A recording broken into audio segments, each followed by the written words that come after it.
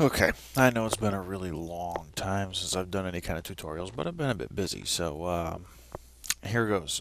This is how I adjust some of my studio photography. As you can see in this one, I got a really bright yellow glare off the lighting. It's in the same area as with my sports photography. When you're shooting indoors inside of a gymnasium and whatnot, you still tend to get an off cast from the lights that you really don't want, especially when I try to shoot without a flash. So I actually run into this problem quite a bit. The quickest and easiest way to deal with discoloration in such a mass effect like this is just to go image, adjustments, and then selective color. What you want to do is you want to go into the yellows. And if you drop the yellows out, you can see how the court and everything, and it basically blanches out the color that you're really having an issue with. So I mean, you try to balance it as best as possible. To the point where the floorboards don't look flesh tone, but you don't have a jaundiced looking player. Um, Basically, the same effect can go on in here with your studio photography. Um, you can get right in there and balance any of the colors out you need to bring in a more earth tone to your shots. Um, Again, this is not obviously not the only way to do it. It's not the perfect way to do it, but it's the way I like to do it. Here's also some other techniques that I use on my on some of my studio work. Um, the most the tool that I can't live without is the patch tool. Simply just the patch tool. I mean, it is probably the most inventive tool on Photoshop when it comes to doing facial work. You have a source or destination that you can check off. What you do is you highlight your area, your problem area, and then you can just drag over into another section, and it does a pretty good job of blending it together, and it'll remove anything. Um, Not to be too specific. To do destination, it's exactly the opposite. You select a patch of clean skin, and then move that into your problem area. It works wonders with red eye, or not with red eye. I'm sorry.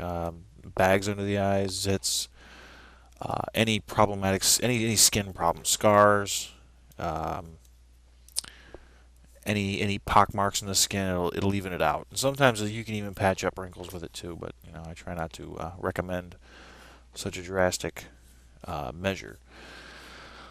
I also use this for problems with my backdrop.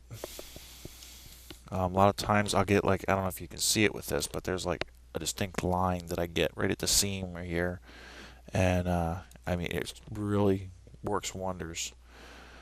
And like the seam in the backdrops, I mean it'll just blend it right together.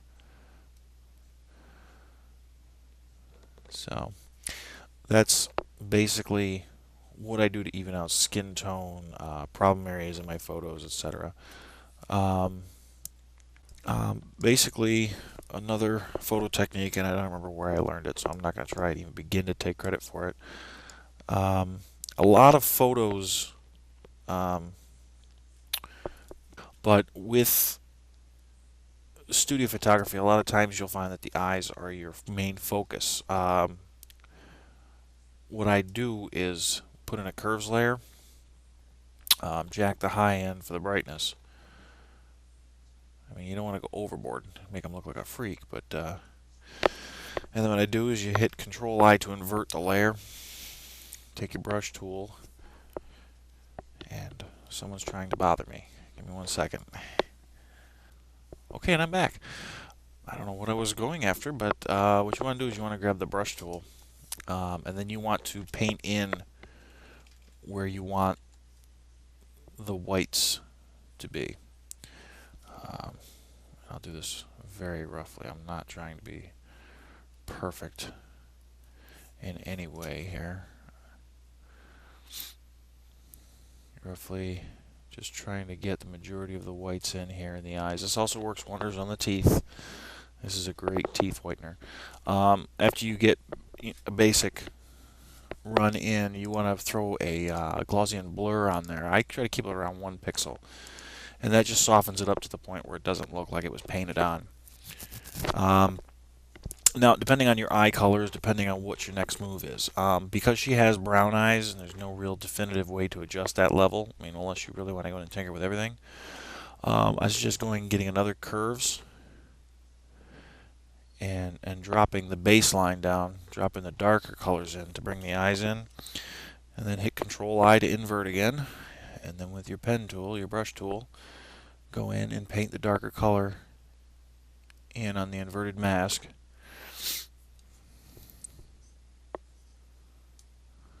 That could actually probably be darker, but just for argument's sake, there we go. And then the same thing, I'll throw Gaussian blur on that too.